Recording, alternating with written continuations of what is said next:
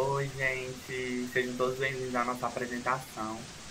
Somos alunos do curso de Psicologia do quinto período e hoje a gente vai tratar um pouco com vocês sobre a temática Redução de Danos e Clínica AD. É uma temática vinculada à disciplina de saúde mental, né, orientada pelo professor Dr. Guilherme Prado. A equipe é composta por Sou Guilherme, por mim, Sou a Gabi, Gabriela. Eu sou a Líris. Eu sou a Maria Eduarda. É importante ressaltar que a nossa apresentação será dividida em atos. Serão 4 atos, na qual será feito a partir de um personagem fictício e que será identificado como Caio, possui 6 anos, que está passando por um processo no mundo das drogas e no mundo da reabilitação.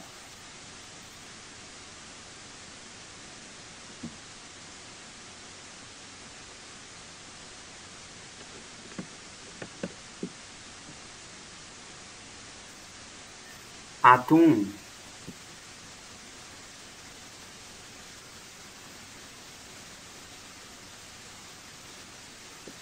Problema político, histórico e social.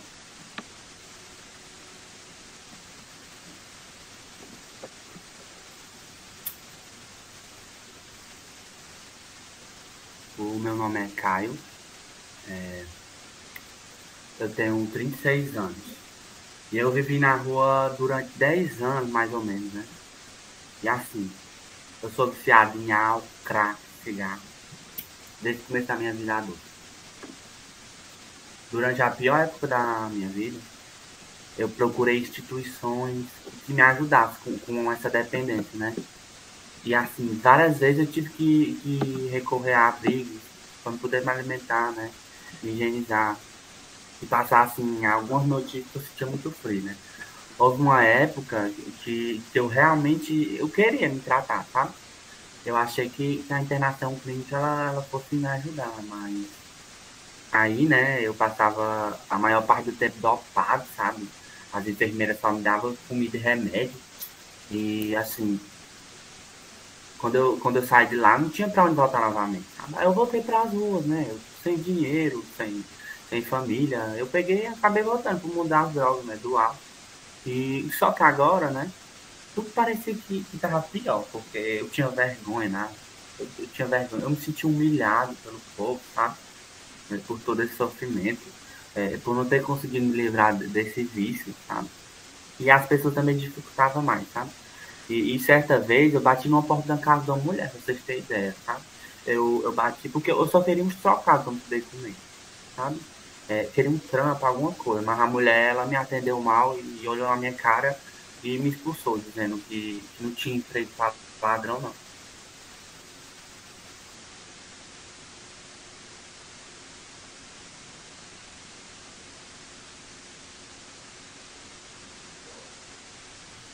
Com base nesse relato, nós podemos perceber o proibicionismo, a legalidade das drogas, como seguido com a guerra às drogas. Essa guerra às drogas foi uma política, né, no final do século passado, de que era necessário combater as drogas, lutar contra as drogas, ou melhor, lutar com pessoas que eram envolvidas com essas drogas, principalmente as pessoas de classe baixa, de periferias e essas coisas. Então teve uma necessidade de fazer uma distinção nessa época entre os traficantes e os usuários ou dependentes. Essa distinção era feita assim: os traficantes eram aqueles que vendiam, né? E os usuários ou dependentes eram aquelas pessoas que consumiam. Essa necessidade foi porque estava havendo um aumento do consumo de substâncias químicas pela classe média alta e, enfim, e a classe alta também, pelos os jovens, né? E como uma forma de proteger essas pessoas, esses jovens, foi feita essa política, essas denominações judiciais e legais, para separar, para fazer com que sejam duas coisas diferentes, né? Então, os traficantes são aquelas pessoas normalmente associadas com a pobreza e são os marginais, são os ladrões, enfim, são as pessoas que estão fazendo algo ilegal. E as pessoas que estão consumindo são aquelas que estão perdidas, que precisam de ajuda e coisa do tipo.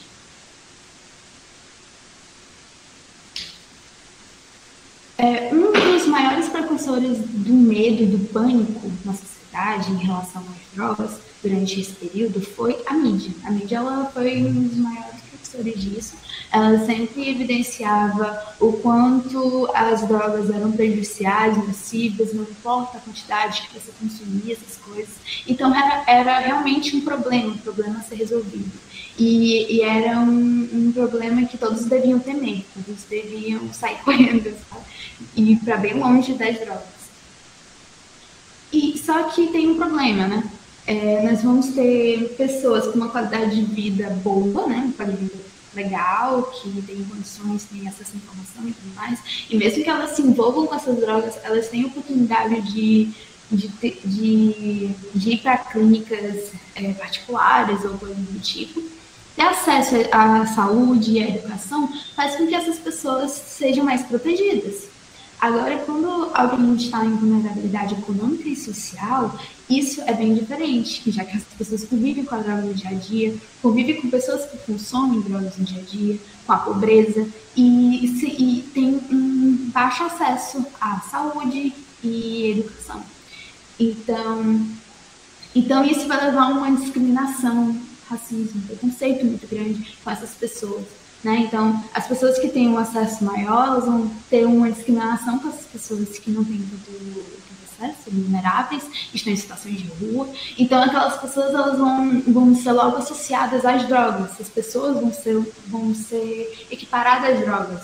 Então, essas pessoas que estão em periferias, elas vão ser como se... vão ter como se fosse a mesma coisa. Então, onde estiver pessoas de baixa renda, vai ter droga. E isso é uma representação social extremamente discriminante e preconceituosa. Um dos pontos importantes para falar sobre redução de danos é a reforma psiquiátrica.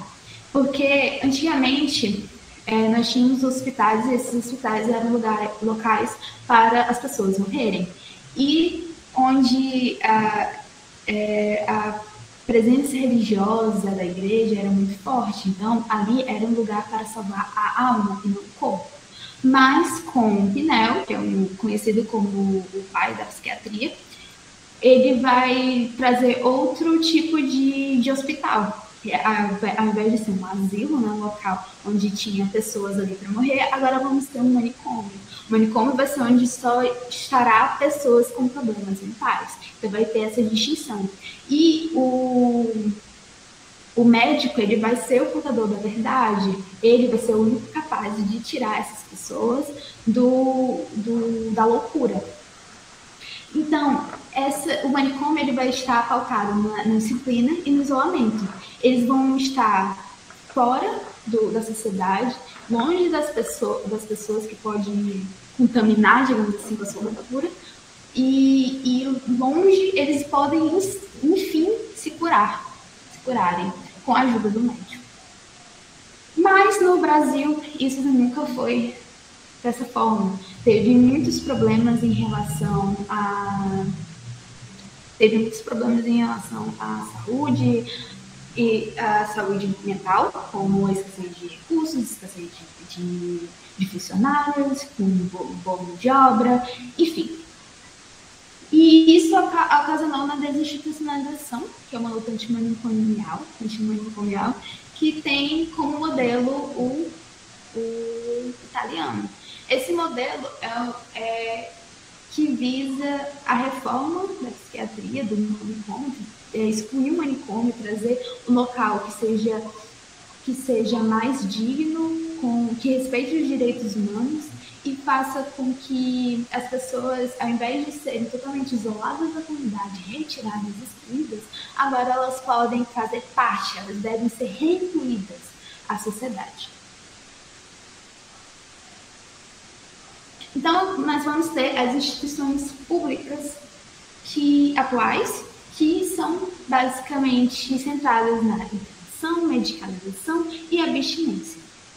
Então, é muito importante para essas instituições públicas que peguem pessoas que estão viciadas em substâncias psicoativas e tragam ela para dentro de uma clínica, interne ela, seja voluntária ou involuntariamente, e mediquem ela até ela não precisar mais consumir a droga que elas consumiam antes. No entanto, isso tem uma ineficiência desses modelos, porque depois que eles saem das clínicas, eles acabam voltando das drogas por vários motivos. Seja porque quando eles saem da clínica eles não têm mais um local para morar, seja porque eles acabam voltando para as ruas, ou seja por outros motivos que eles ainda não tenham superado. Então, nós vamos ter medidas sanitárias em relação às drogas, ao controle das drogas. Essas medidas sanitárias são formas de que o governo, o poder do Estado, encontrou de pegar as pessoas que estão em situação de rua, em montes, que estão consumindo em grupos de vários tipos de drogas, pegar essas pessoas e levá-las para as clínicas, sejam voluntárias ou involuntariamente. Dessa forma, fazendo com que tenha um certo higienismo, né, uma certa limpeza das ruas, e não se importando com as subjetividades de cada pessoa.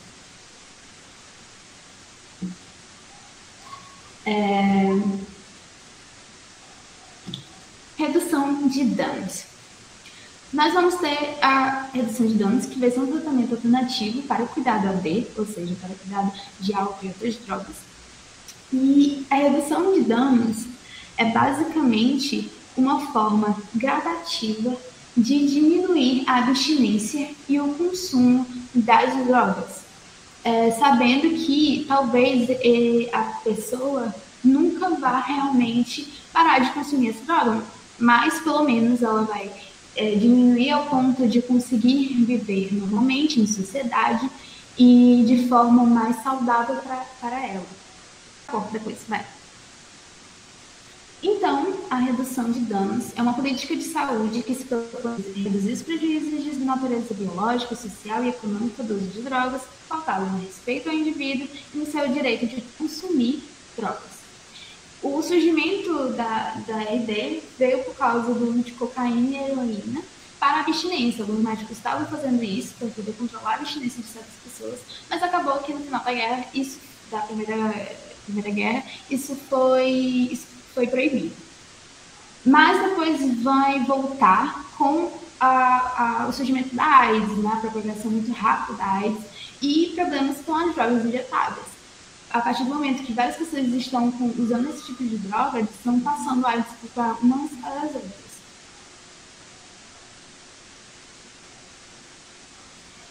Nós vamos ter um grande surgimento, um grande início das práticas na Europa, nos anos 70, e uma forma de conseguir resolucionar os problemas relacionados ao consumo de drogas através da RD.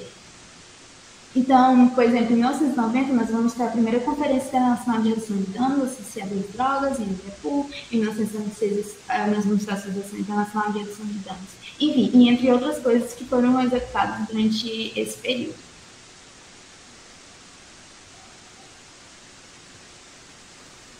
No Brasil, também vai ter como um dos principais assuntos referentes a AIDS, né? Então vai ter aquela uma distribuição de seringas e agulhas, mas vai ser proibido.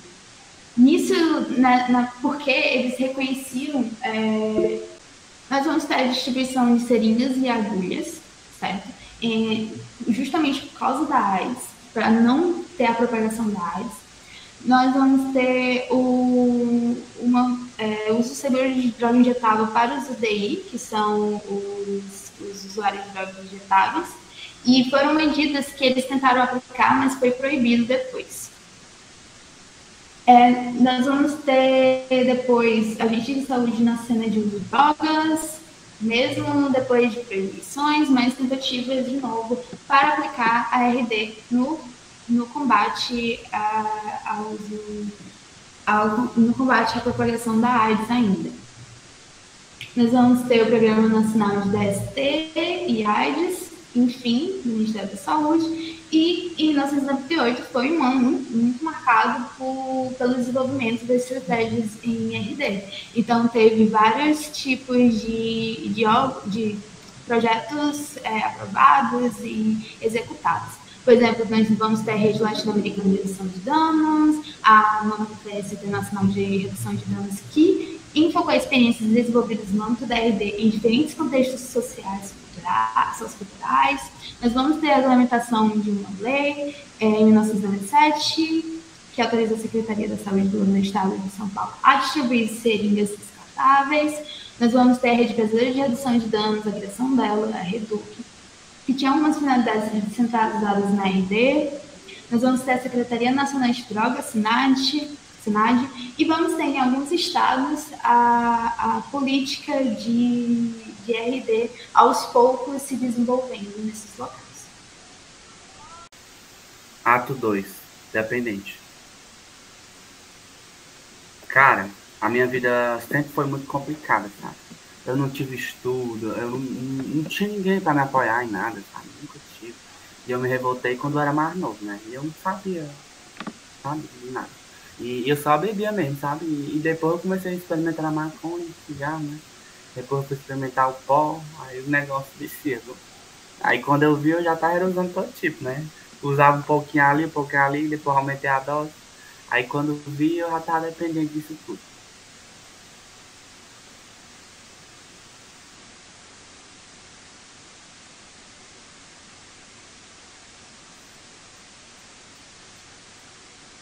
Então, gente, diante disso, né, a gente precisa entender alguns conceitos básicos relacionados às drogas, né?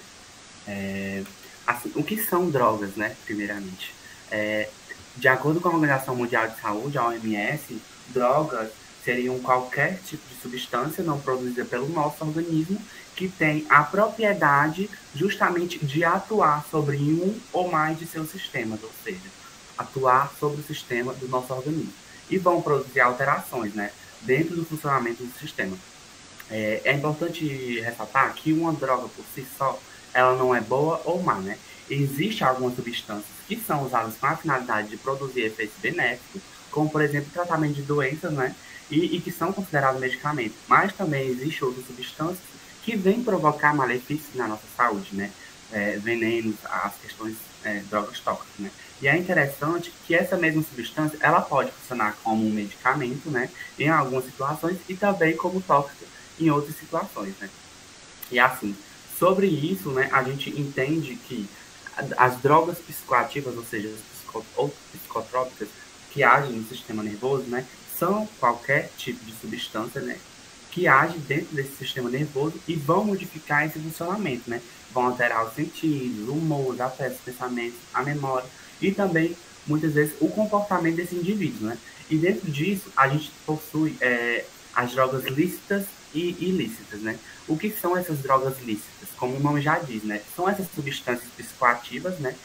Cujo toda essa produção, essa comercialização, esse consumo, ele não constitui como um crime. Ou seja, no nosso meio, essas drogas lícitas mais comuns são, por exemplo, o álcool, o tabaco, sabe? Inalantes, como, por exemplo, cola, sabe? E também os medicamentos. E o consumo dessas drogas lícitas, como especialmente o álcool e o tabaco, são um dos principais problemas da saúde pública, né, no contexto brasileiro. Isso é importante frisar. E dentro desse contexto também, possui as drogas ilícitas. Diferentemente das drogas lícitas, as ilícitas são essas substâncias cuja toda essa produção, essa comercialização, esse consumo, ele é considerado crime, ou seja, entra aí uma ordem judicial dentro dessa problemática, né? Essas drogas ilícitas, elas são mais consumidas, uma das drogas ilícitas mais consumidas no nosso meio, como por exemplo, a maconha, né? Os inalantes, os solventes, né? Como por exemplo, o lança-perfume, a cocaína e seus derivados, o crack e dentre outros. Pode passar os slides, por favor, para mim. Aí, assim, a gente tem essa tabela, né? Essa tabela ela apresenta algumas diferenciações nas classificações, que é importante a gente relacionar. como eu já havia dito, né, existe um ponto de vista legal, existe uma origem, né, dessas drogas. O ponto de vista legal é que essas drogas são lícitas ou ilícitas, que eu falei. A origem, de onde foi que surgiu essas drogas? Elas são de origem natural, sintética, ou também elas podem ser semissintéticas, ou seja, feitas, sabe? Existe a estrutura química do que essa droga é composta, sabe? Muitas vezes ela é composta por metoxantinas, né? Tem barbitúricos, né? Tem aminas, tem biogênicas, tem antidepressivos, tricíclicas, né? Existem outras composições também químicas que estão muitas vezes presentes nessas drogas. Existem mecanismos de ação, ou seja, para que é que essas drogas servem? Muitas vezes elas são inibidoras, são enzimáticas, são agonistas ou antagonistas, são ou antagonistas de receptores, né? São inibidores de transportadores também, dentro do sistema nervoso, né? Que a gente possui. E o efeito, né? O efeito relacionado ao uso clínico, né? Tem um efeito, por exemplo, em ansiolítico, né? Anorético, antidepressivo, né? Anticonvulsivantes, né? Antihipertensivo, diurético. Ou seja, essas drogas, elas possuem vários efeitos, né? Alguns medicamentos, mas possuem também as drogas com um teor muito alto, né? Do nível. Pode passar o slide para mim, por favor. Aí, assim, o que é que a gente tem? A gente também tem a diferenciação dessas drogas, né? Essas drogas, elas podem ser diferenciadas em depressoras, estimulantes e perturbadoras. Ou seja, o que seriam essas drogas depressoras, né? Essas drogas depressoras seriam justamente essas substâncias psicoativas que vão deprimir, né, ou vão diminuir o funcionamento do sistema nervoso central da pessoa que está utilizando, né?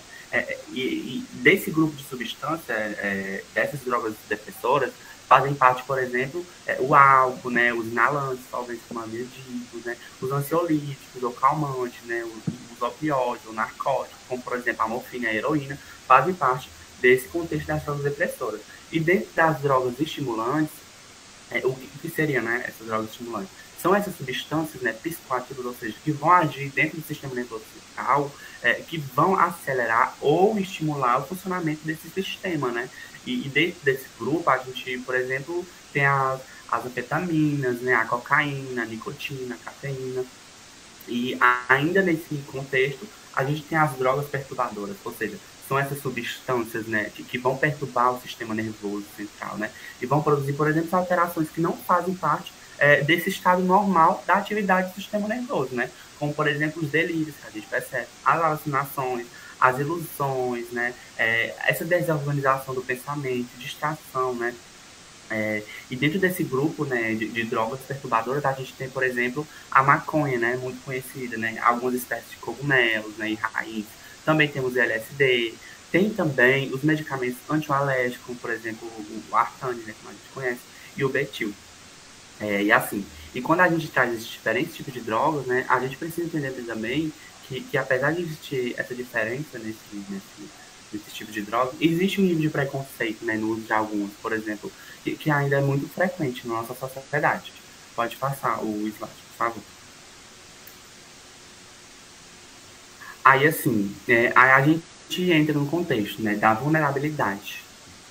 Porque, assim, a vulnerabilidade seria o quê? Seria basicamente esse conjunto de fatores, né, que tem natureza biológica, natureza psicológica, social, também epidemiológica, cuja essa interação, né, desses fatores, ela vai ampliar os riscos ou os danos de uma pessoa ou daquela população, né, que está vivenciando, né, aquela situação, aquela doença, né?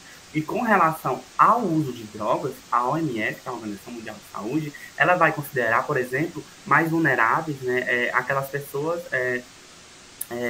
que estão suscetíveis a esse uso, por exemplo, aquelas pessoas que não têm adequadas informações, né, sobre os efeitos das drogas, né, aquelas pessoas com saúde deficiente, aquelas pessoas também insatisfeitas com a qualidade de vida, né, com a personalidade deficientemente integrada, né, e também com fácil acesso ao uso de drogas, né, que é importante.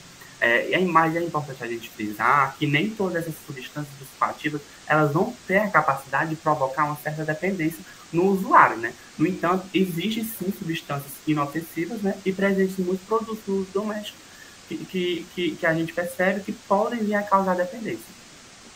E se tratando dessa dependência, a gente tem a síndrome da dependência. O que seria essa síndrome, né? Essa síndrome seria justamente o conjunto de sintomas, né, que podem ser físicos, podem ser sintomas psicológicos ou comportamentais também, que vem a caracterizar o desejo incontrolável, né, por uma ou mais de uma substância que vão agir no sistema nervoso central, né, de uma forma repetida ou de uma dose de cada vez, né, mais altas, né, e que vem causando algumas consequências danosas, né? E essa dependência é caracterizada justamente pela fissura de usar drogas, aquela vontade, sabe? Mesmo que aquilo traga prejuízos vitais, sociais e físicos, mas a pessoa tem aquela fissura, aquela vontade. E o uso de drogas vai passar a ser o centro da atenção, o centro da vida daquele indivíduo. E ele deixa de lado os comportamentos, né? Inclusive esse cuidado consigo mesmo, com sua própria saúde, sabe? E aquele convívio social. A pessoa ela não se torna dependente de uma hora para outra. Isso é importante a gente frisar. Porque existe um processo, né? Entre esses diferentes níveis de consumo que essa pessoa está, no qual é possível a gente observar, né, e transitar de um lado para o outro, né? Voltar aos níveis anteriores, né? Estacionar em algum lugar, cair, retroceder e avançar em todo esse processo de dependência, né? E é necessário a gente avaliar as consequências de qualquer uso de drogas, porque assim, a identificação dessa dependência, ela está justamente atrelada a uma gama de fatores que vem se revelar mediante alguns comportamentos do indivíduo, né, que são observados, né, no seu conjunto. E justamente por essa razão, né, em vez de se falar dependência de drogas como uma questão de doença, né, a gente adota essa questão de referenciar essa dependência como síndrome de dependência, ou seja, é um conjunto de fenômenos comportamentais, um conjunto de fenômenos cognitivos, fisiológicos, que vão desenvolver, né, após o repetido consumo dessa substância psicoativa. Nesse contexto, a gente também tem a síndrome da abstinência, ou seja, o contrário da dependência, né? O grupo, que é justamente esse grupo de sintomas, né, que vão configurar essa gravidade de várias variáveis que vão ocorrer após essa cessação, ou seja, essa redução do uso de substâncias psicoativas, né, que via sendo usado permanentemente durante um longo período ou em altas doses, né? E essa síndrome, ela pode ser acompanhada também por sinais de alterações fisiológicas, sabe? Que são evidentes, né? E essa síndrome de abstinência, ela vem ser um dos indicadores dessa síndrome de dependência, que eu havia falado. Porque o início, né, e o curso, o caminhar dessa síndrome de abstinência são limitados no tempo e são relacionados ao tipo de substância e às doses que vinham sendo usadas, né? Justamente após essa interação ou a redução desse uso. E tipicamente as características são justamente opostas, né, à intoxicação aguda. Aí você pode passar no slide, por favor. Aí, assim,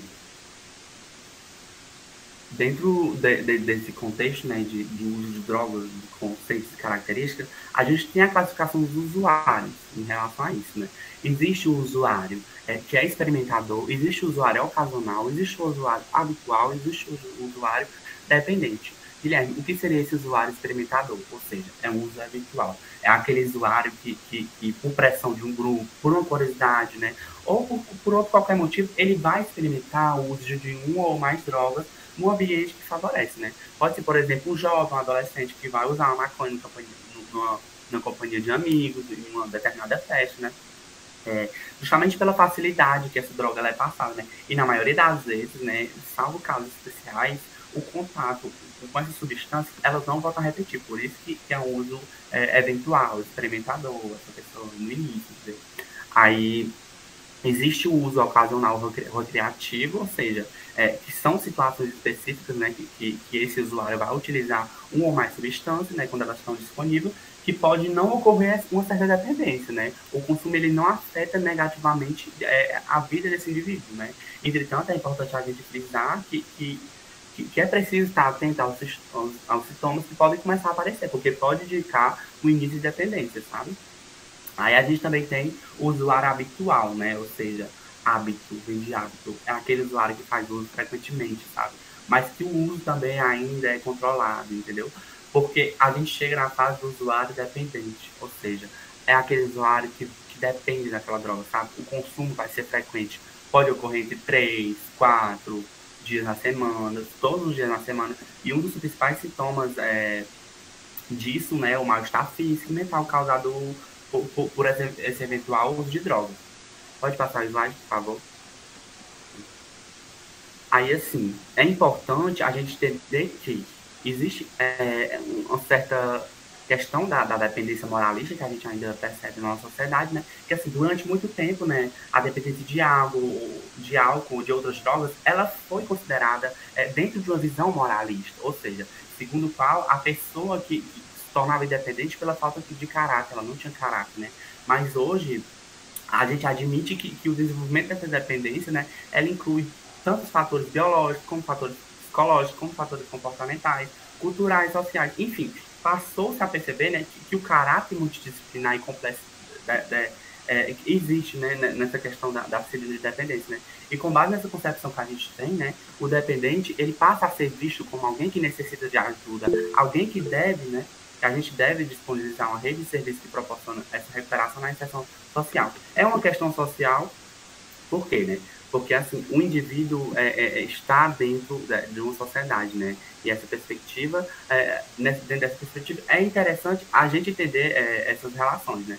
E não é um fenômeno individual, por quê? Porque o uso de droga não é uma decisão pessoal isolada do contexto social, porque, assim, ao longo da história da humanidade, o uso dessas substâncias vem se alterar, né? A consciência que vem se alterar a consciência, esteve presente, sabe, em toda a sociedade. Além dos fatores sociais amplos, né, as decisões individuais, elas são influenciadas, né, por fatores internos, experiências relacionadas com a família, né, com os pares, com a escola, a comunidade mais próxima também. Numa dimensão mais ampla, né, essas condições sociais, como, por exemplo, o desemprego, a discriminação, o empobrecimento e a violência, como também a disponibilidade desse acesso à droga, são fatores que configuram, né, todo esse processo, esse fenômeno, né, fenômeno social e de configuração da abuso da droga.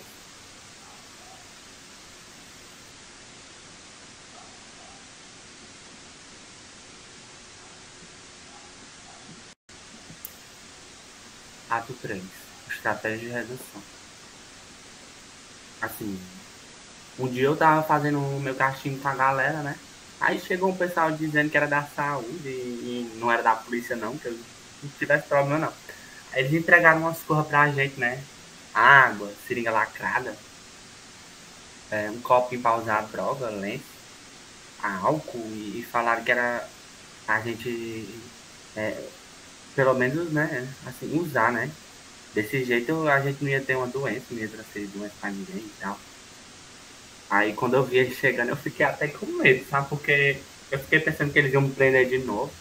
Da última vez me levaram por causa de 5 pedras. 5 pedras que acharam comigo. E ainda falaram que eu era um traficante. Eu já tentei voltar pra minha família, né? Mas eles só me aceitavam se eu fosse pra essas comunidades deles, sabe? E eu fui. Eu passei 6 meses, bonzinho, ó.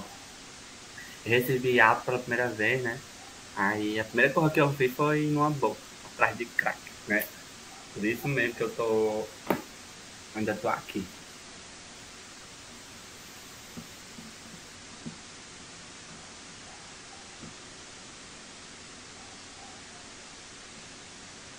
Bom, então a gente viu aí um exemplo do que seriam e o que não seriam algumas estratégias no tratamento da redução de danos. Então eu vou começar falando sobre a política de atenção integral ao uso de álcool e outras drogas. Ela foi feita em 2003 e ela vai reconhecer o uso de álcool e outras drogas como um problema social e de saúde.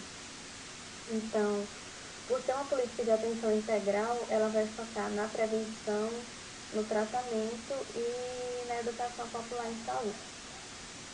Então, ela vai buscar fazer essa afirmação quanto à cidadania do indivíduo que faz uso de drogas, de seus direitos, e ela vai definir algumas estratégias mais específicas, como a construção de mais CAPs, quais atitudes quais estratégias e quais projetos de tratamento podem existir dentro dos CAPs e qual o papel das redes e dos dispositivos de saúde na atuação de tratamento de pessoas por uso de álcool e outras drogas. Ela ainda traz essa ideia de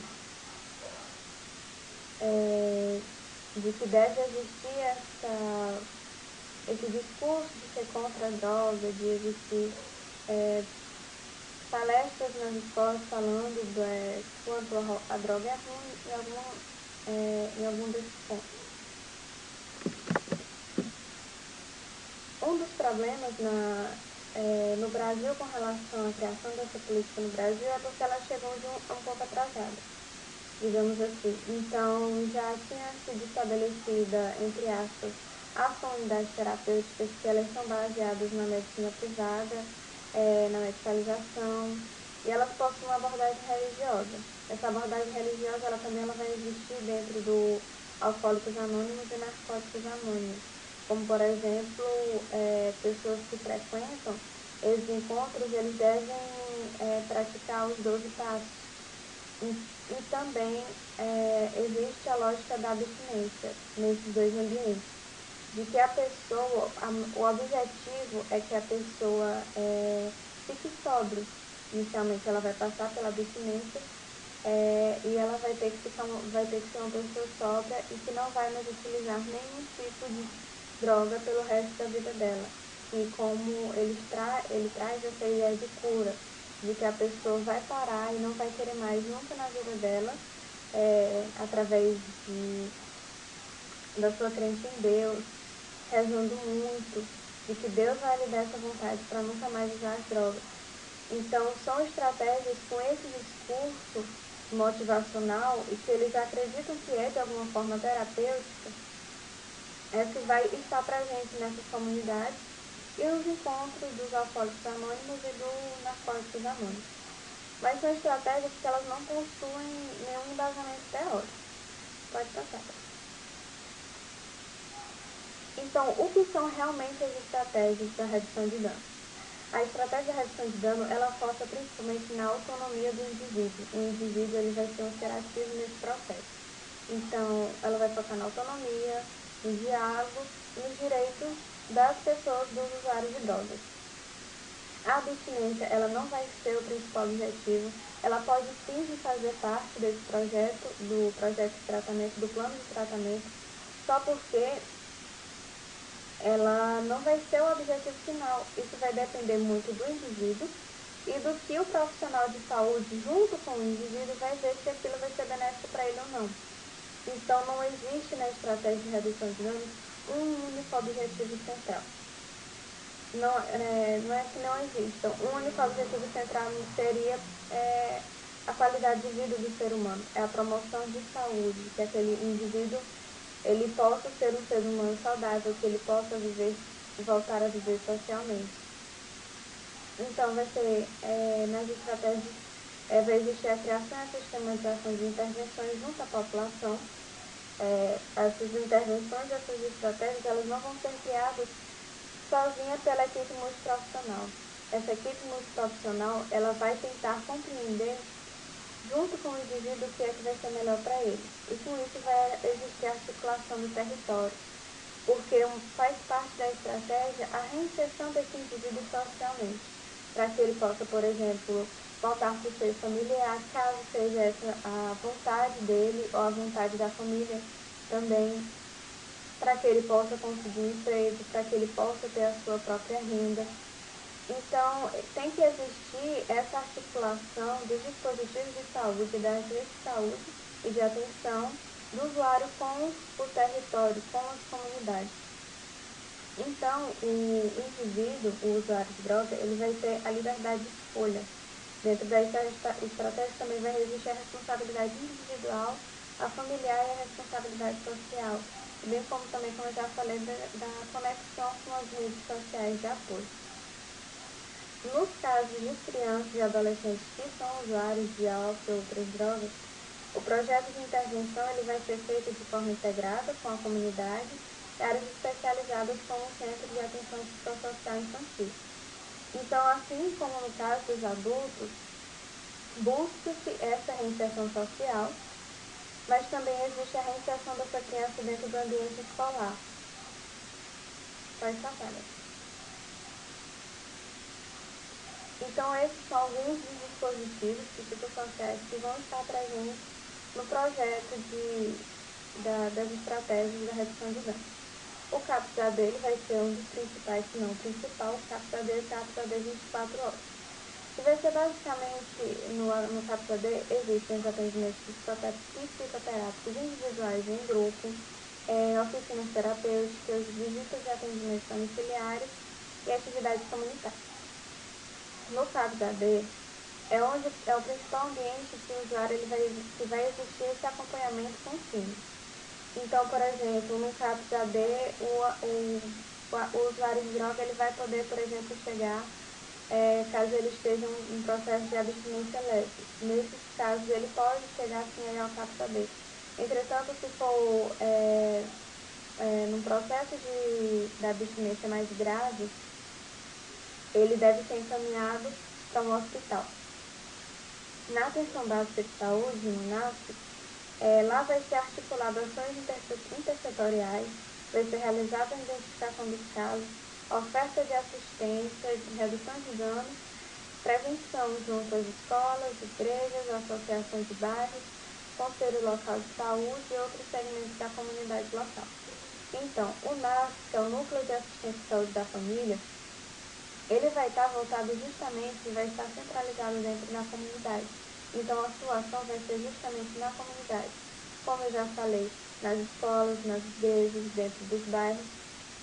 E como ele também está dentro desse ambiente, ele vai poder fazer esse mapeamento, saber quantos usuários existem naquele local, quem são eles e assim por diante.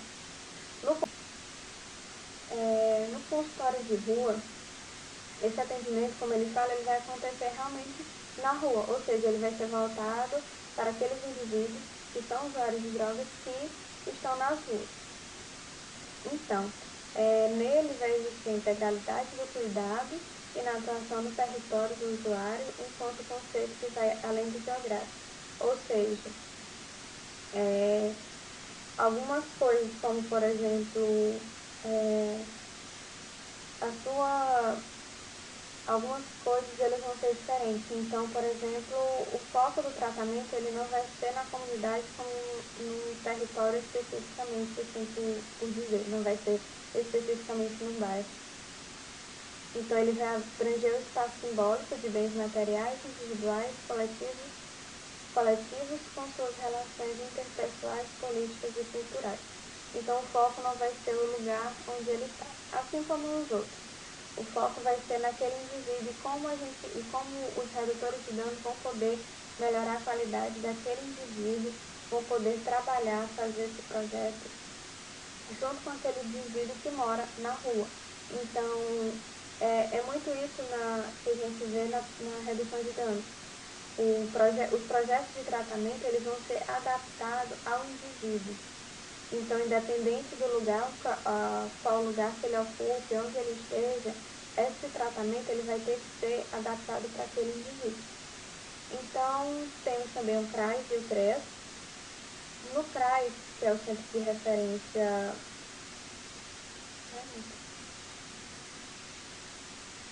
de Assistência, que é o CRAS, que é o Centro de Referência de Assistência Social, ele vai buscar prevenir situações de vulnerabilidade e de risco social. O CREAS é o Centro de Referência Especial e Assistência Social, que ele vai buscar reduzir o impacto das situações de vulnerabilidade e de risco social.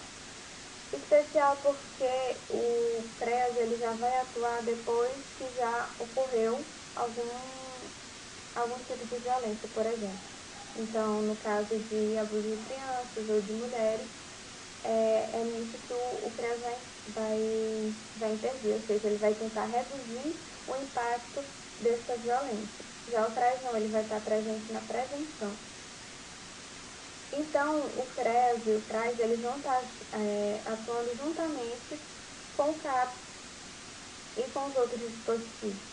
Então, esses dispositivos, eles vão ter que estar sempre havendo essa comunicação entre eles, porque eles vão atuar de forma interligada. Então, O usuário que chega no CRAS, ele pode ser encaminhado para o CAP, o mesmo acontece no NAS, e o mesmo pode acontecer quando redutores de danos vão ao campo e têm contato com algum usuário de drogas que esteja em situação de rua.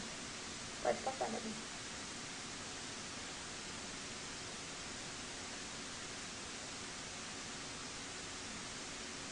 Então, algumas intervenções que estão presentes nas estratégias de redução de danos. A Gabi até falou no início, por exemplo, sobre a lei que permite que haja essa distribuição de seringas descartáveis aos usuários de drogas. Isso é previsto em lei, os usuários eles estão protegidos por sendo que os profissionais de saúde ser sigilosos aqueles pessoas que eles distribuem essas seringas, até porque geralmente está ligado ao uso de drogas ilícitas. Então, a entrega dessas seringas descartáveis, copinhos para usar droga, álcool para limpar o local onde vai ser feito o uso da droga no corpo, água potável, material informativo e educativo, eles vão estar principalmente ligados para buscar a redução da incidência de infecções sexualmente transmissíveis. Uma vez que esses usuários, eles podem chegar a compartilhar uma seringa, usam a mesma seringa mais de uma vez. Então, isso aumenta a possibilidade do crescimento e da transmissão de doenças. Então, buscando justamente prevenir isso, vai existir esse movimento. Além disso, também vão ter as salas de consumo de drogas, que nesse ambiente é basicamente, ele busca que o indivíduo tenha um lugar seguro para consumir a sua droga. Então, nesse ambiente, ele não vai correr risco de, por exemplo, ele estar no meio da rua e, por conta do efeito, ele atravessa a avenida e acaba sofrendo um acidente. Ou, como a gente sabe que na Cracolândia é um ambiente que ainda é muito perigoso, então as pessoas lá fazem qualquer coisa para conseguir usar droga. Então, mulheres são estupradas, mulheres vendem seu corpo para poder comprar, pessoas vendem crianças. Então, a sala de consumo de drogas é justamente um ambiente em que a pessoa ela vai poder utilizar a droga sem correr tanto risco de vida, sem sofrer também prevenindo outras violências. A autorregulação e a substituição são duas intervenções. A autorregulação ela vai ser basicamente o indivíduo, juntamente com os profissionais de saúde e redutores de danos, eles vão estabelecer algumas regras para si, se essa for a sua vontade. Então, ele vai estabelecer quanta droga ele vai utilizar, com que frequência, qual ambiente melhor para que seja usada essa droga. Perceber o estado da sua mente, seu estado psíquico, porque se uma pessoa está ansiosa ou se a pessoa está depressiva, o uso de certas drogas pode aumentar esse sofrimento psíquico. A substituição, ela vem na ideia de que o indivíduo ele vai substituir uma droga por uma menos nociva, por assim dizer. Por exemplo, o indivíduo ele vai deixar de usar cocaína para usar apenas a maconha, porque a cocaína é uma droga sintética e a maconha é uma droga natural, já que vem da planta, já que é uma planta. Então, essas são algumas intervenções. Lembrando que cada uma dessas sempre vai depender do conjunto de trabalho dos profissionais com o usuário. Então, o usuário ele vai decidir se ele vai querer fazer dessa autorregulação, se ele vai querer fazer essa substituição, se o processo da abstinência realmente faz algum sentido para ele. Então, são esses pontos que vão sempre ser analisados de forma clínica, em conjunto do usuário com os profissionais.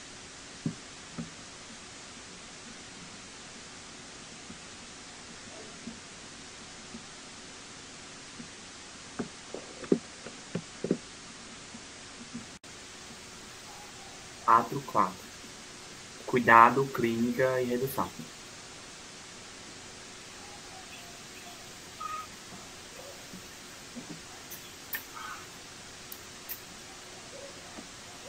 Quando eu estava internado, eu tomava muitos remédios e eu nem conseguia expressar o que eu estava sentindo ali, sabe?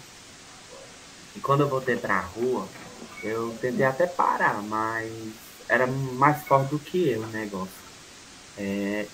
Ao menos eu tenho recebido um apoio do pessoal da saúde, né? Que aparece e que vem ajudar a gente. Eu não tenho emprego, mas eu tô me esforçando bastante. Eu consigo tomar banho, né? E eles não estão me obrigando a nada, né? Eles estão sempre tentando reduzir esse meu uso do crack, sabe? Do cigarro. Eu tô usando mais maconha ultimamente. Às vezes, um deles fica conversando comigo. Eu até gosto, sabe? No início, quase eles não falavam nada, não. Mas agora eu já me sinto até melhor, sabe? Falando, né?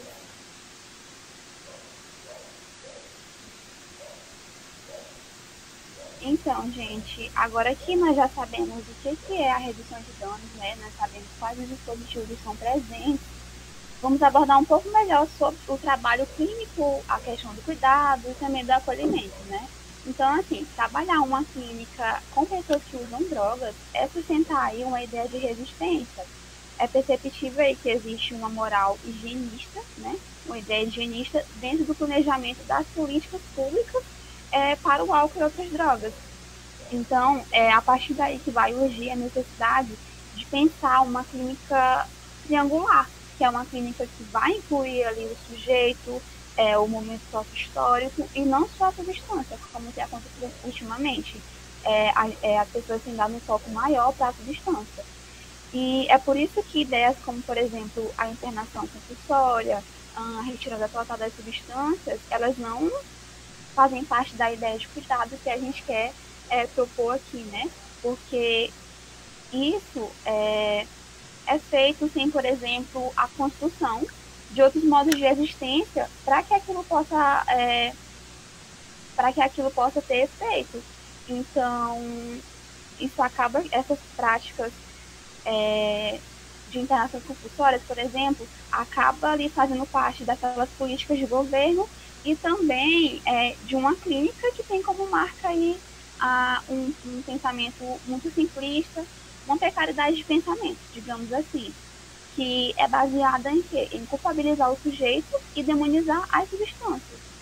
E essas práticas, elas ainda, além delas gerarem mais sofrimento, elas também colaboram com uma certa exclusão, né?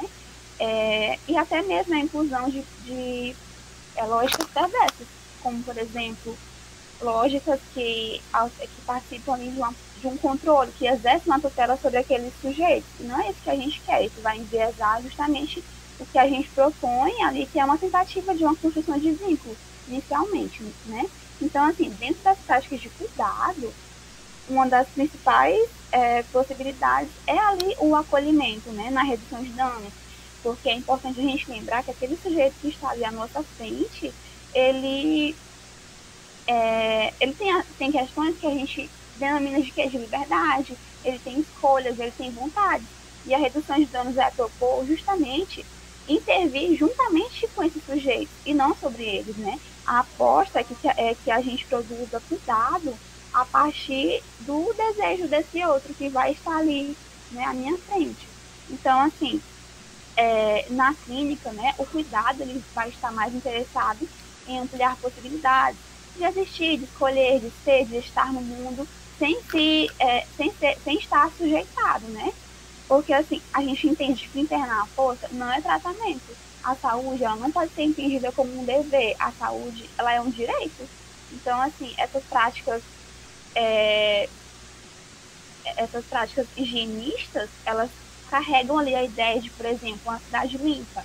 Mas essa cidade limpa, entre aspas, ela não vai incluir aquilo, né, que transcende, ela não vai incluir o louco, ela não vai incluir o pobre, ela não vai incluir o preto. Então essa política, essa lógica higienista, ela não serve para uma aplicação. Ela não deveria nem ser uma possibilidade. E aí vem as ideias das clínicas possíveis, né? Que é a clínica ampliada, né? Que é caracterizada basicamente pela compreensão de uma compreensão ampla de processos, tanto de saúde como doença, mas não somente isso, né? Porque tem uma partilha de cuidado, tem ali uma articulação intersectorial que é muito importante para que a coisa possa funcionar, né? Um repertório ali um repertório clínico para além daquele modelo assistencial e também uma produção comprometida com a ética, né? Um cuidado ético. Outra ideia de clínica é a ideia da clínica peripatética, que é a clínica defendida nesse livrinho aqui, eu não sei se vai dar para ver direitinho, com o título Clínica Peripatética, que é do Antônio Onsetti. Nesse livro, ele vai pontuar uma clínica a partir da habitação de territórios, uma clínica que não constrói para ou faz para, mas com a ideia de construir com, de intervir com, não sobre, né? Esse livro ele vai defender a redução de danos como ampliação da vida, porque ele quebra com essa ideia de clínica tradicional, de uma sala fechada, e ele vai falar numa clínica que é feita, uma clínica na rua, uma clínica andando, sabe? Uma clínica que ela não é aquela clínica tradicional, ela vai ser uma clínica de acessibilidade, de escutas. E eu trouxe ela porque também é uma possibilidade, esse livro é bem bacana de trabalhar, que tive a oportunidade de ler ele. Passa o slide, por favor. Bom, falar de reduções de danos, né, e experienciar o cuidado é também abordar as questões do território, né, da experiência. A redução de danos, ela vai surgir ali como uma prática calcada justamente na experiência, né? É pela proximidade com a experiência do uso de drogas que vão ser desenvolvidas as práticas de cuidado, né? E como que seriam desenvolvidas isso? As idas aos territórios de uso, construção de estratégias a partir dos conhecimentos do ambiente e das suas singularidades, né? A partir da produção de vínculos. A gente pode compreender, em síntese, que a habitação do território ele vai ampliar a experimentação e a inclusão também de novas estratégias de cuidado, né? Diante da multiplicidade das situações que vão estar ali em frente. Não é à toa que os primeiros redutores de danos, eles eram pessoas que conheciam muito bem o território onde eles estavam habitando e praticando a redução, as práticas redutivas. Então, assim, entender a comunidade é muito importante para que os laços possam ser fortalecidos, para que haja realmente uma produção de cuidado. E é nesse âmbito que o acolhimento ele vai se tornar possível, né? Para além de uma escuta. A escuta é importante muito, mas a gente tem que ir sempre para além da escuta também. Então, é importante ali produzir, por exemplo, linhas de subjetivação, dar nome a estratégias locais e momentâneas. Precisa experienciar formas de analisar a experimentação, né? Porque, assim, o cuidado em redução de danos, ele não tem uma meta. Ele não é um papel cheio de normas que eu vou chegar e aplicar. Não. Ele não tem um destino e ele vai ser construído caminhando, né? Não literalmente caminhando, mas fazendo, propondo, construindo, assim, num gerúndio, sem um ponto final. Então, assim, não vai existir resultados prévios. Porque não tem garantia, né? Eu não vou garantir que alguém vai parar de consumir uma substância. Mas só o fato de habitar aquele território e produzir a partir dele já é uma possibilidade de atuação, né? Então, assim, é preciso habitar, é preciso se acessar, criar conexões com o ambiente, sair dos muros da instituição, né? Porque a gente fala muito de reforma psiquiátrica, massa, é muito importante, mas ainda existem certos muros que a gente coloca, ou que são colocados à nossa frente, então é preciso sempre enxergar além deles, né? E assim, essa perspectiva da redução de danos, ela é muito acolhedora, né? E tal perspectiva é muito importante a gente pensar assim, mas é importante também a gente questionar o porquê estamos pensando assim, né? porque para quem, a serviço de quem nós estamos trabalhando aí uma ideia de clínica? Que clínica é essa? Essa clínica serve a quem e a quem? Então é assim, importante questionar a esse respeito.